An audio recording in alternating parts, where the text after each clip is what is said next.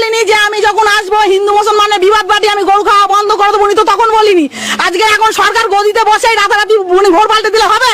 তাহলে কেন বলিনি? আজকে গরিব মানুষকে তো তখন তো বলতে পারতো যে আপনারা গরু তুলবেন না, আমি যখন বাংলায় এসে বসবো আমি গো হত্যা বন্ধ করে দেবো, তখন কেন সরকার বলিনি?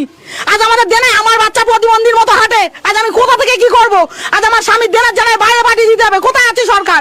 আসুক আমাদের জমা দিক, আর নাহলে আমাদের গরুর কি ব্যবস্থা করবো উনি করুক। উনি তো বলেছেন বিহারের থেকে, বিহারের সরকারের মতো উনি দরজায় দরজায় এসে বলবেন ওনার কাছে কি আবেদন, আসুক উনি, আমাদের আবেদন ওনার কাছে আমরা জানাবো। দিদি যদি গরুগুলো না অন্নপূর্ণা ভান্ডার কিচ্ছু চাই না, আমাদের গরুটা উনি বিক্রি করে দিক, আমাদের ওনার কাছে আর কোনো আর্জি নেই। হত্যা গোয়ে তাহলে এতদিন যখন আজকের আমলে থেকে তো গো হত্যা হচ্ছে না, আমাদের জ্ঞান থেকে দেখছি আমার বাবার খাটাল ব্যবসা, আমার বাবা কুরবানি গরু বিক্রি করে, তাহলে আজকে নিত্য নতুন আইনটা হলো কেন? এতদিন আইন কোথায় ছিল? তাই যদি উনি মনে করবেন ভোটে দাঁড়ানোর আগে বলতে পারতেন তো হিন্দু হটাও দেশ বাঁচাও, উনি তো বলেছিলেন, তাহলে হিন্দুদের উনি কি করছেন? আজকে যদি আমরা মুসলমানদের কাছে গরুটা তুলে দিচ্ছি বলে তারা খাচ্ছে, আর যদি আমরা না তুলে দেয় তারা খায় না, খায় কি? বন্ধ হয়ে যাবে। আজকে লেদার কমপ্লেক্সের মতো কোম্পানি, বড় বড় কোম্পানি বন্ধ হয়ে যাবে। আজকে আমার স্বামী মিষ্টি দোকানে কাজ করে, আজকে যখন মালিক দুধ না পাবে আমার স্বামী কি কাজে রাখবে? বার করে দেবো না, কি করে খাবো?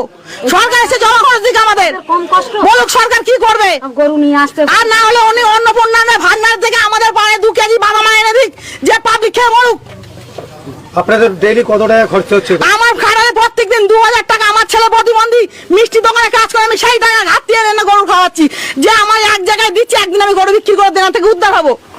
দেখে আসুন আমার বাড়ি ভাঙা ঘরে আমি বাস করি। আপনার মেন দাবি কি আছে সরকার? আমার দাবি সরকারের কাছে একটাই অনুরোধ, মুখ্যমন্ত্রী আপনি বসেছেন, আমরা খুব আনন্দ সহকারে আমরা স্বাগত জানিয়ে আপনাকে এনেছি, আপনি হিন্দুদের ভোট দিয়ে কি মুসলমান করো না, এক হাতে মানুষকে আটুন, এক হাতে বুকে টানুন, তারপর সরকার চালান। কি চালিয়েছেন? হিন্দু মুসলমানের মধ্যে কি বিরাট হয়ে যাচ্ছে তো? আজকে আমরা তারা মসজিদ নামাজে নিজে করতে পারবে না, আমাদের ঠাকুর যখন দরকার হয় ক্যান্ডি বানা ঘরে, তখন কি তারা বলে যে রাস্তাতে ঠাকুর ঘোরাবেন না? তারা কি প্রতিবাদ জানায় না? রাস্তায় এসে দাঁড়িয়ে বলে ঠাকুর দেখো আমরা নিয়ে যেতে পারবেন না, বলে কি উনি? তাহলে কোনি উনি কোথায়? উনি জবাব দিক আমাদের এসে। আমি একটা মেয়ে হয়ে ওনার কাছে জবাব দিতে যাচ্ছি, উনি বলেছেন না বেটি বাঁচাও, বেটি কোথায় বাঁচাবেন? উনি বিশ্বের দিক আমরা খেয়ে মরি, নাহলে পাবলিকের দলে এসে বলুক। আমার যদি কোনো ভুল হয়ে থাকে